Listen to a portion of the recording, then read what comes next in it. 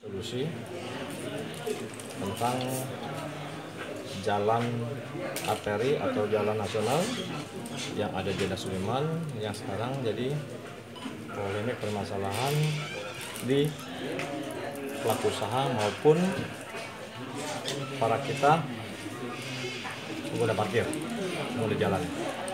Nah, ternyata itu dari Kementerian Perhubungan maupun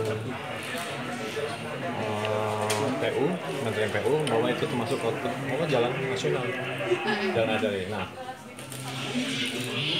tadi hasil rapat kita akan membuat surat kepada Kementerian Perhubungan maupun Kementerian PU untuk mencari solusi yang tegas.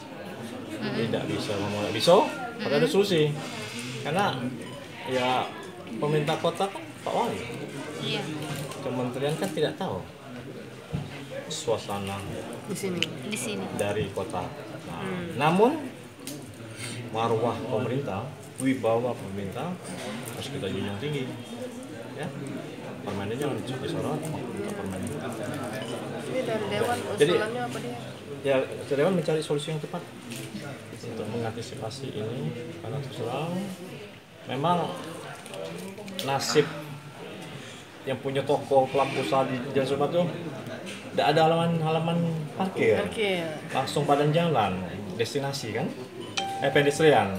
Beda dengan veteran sama Ripai.